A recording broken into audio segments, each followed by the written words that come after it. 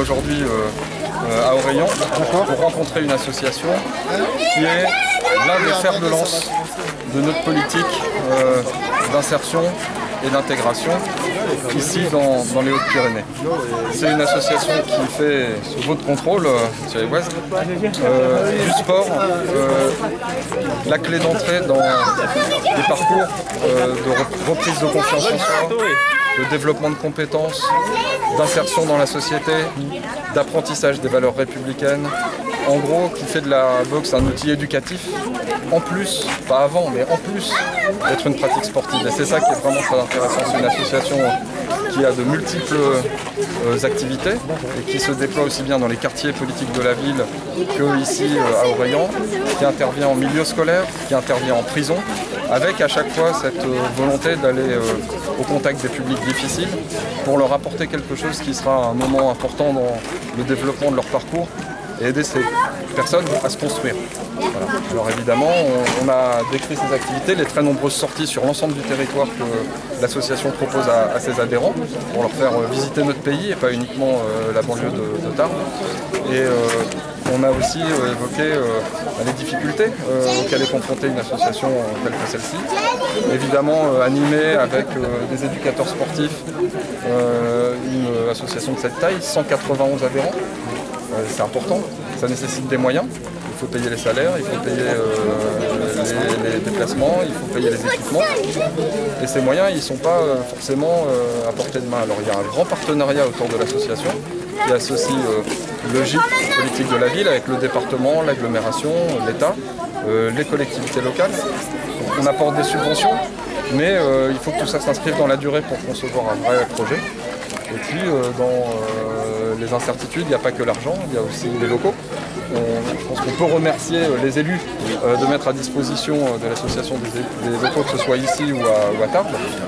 Pour autant, il faut que ces locaux soient appropriés au projet de l'association. Et donc, il faut qu'on réfléchisse à la manière d'accompagner l'association dans son essor et pour ça, réfléchir effectivement au sujet des locaux. Pour accueillir dans les meilleures conditions possibles les enfants et les adhérents. Justement, c'est important de mixer comme ça tous les publics, à la fois les petits, les grands, ceux qui viennent des quartiers, de la campagne, de la ville.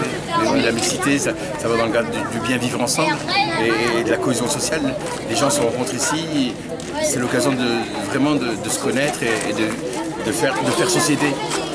Des gens de différents horizons se retrouvent au niveau du club et alors que ni à l'école ni dans le quartier ils ont la possibilité de se rencontrer, je trouve que c'est un espace privilégié. Ouais.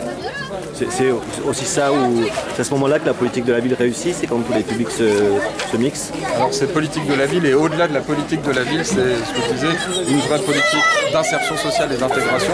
C'est le mixage des publics et c'est surtout, au-delà de faire se rencontrer des gens autour d'une pratique sportive, c'est d'inscrire ça dans un projet éducatif et de citoyenneté. Et l'association Pro d'Impact obtient des résultats qui sont très largement à la hauteur des efforts financiers qui sont faits pour l'accompagner. Et donc ces efforts, pour ce qui est de l'État en tout cas, continueront évidemment l'année prochaine. Et en quoi le support de la boxe sert justement à ça, à ce travail-là?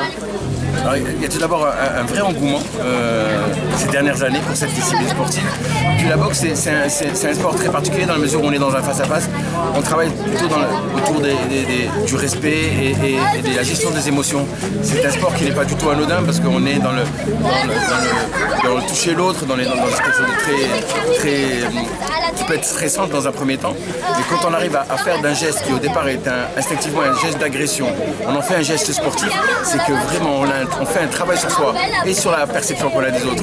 Et ce qui est incroyable, c'est quand on arrive à domestiquer un geste qui instinctivement n'est pas un geste sportif, c'est vraiment qu'il y a un vrai travail sur soi et un vrai travail dans sa relation à l'autre. L'association, elle a permis, elle a été la seule d'ailleurs à un moment donné, dans des quartiers difficiles où la situation était très tendue ces dernières années, à maintenir le lien avec des populations en plein désarroi.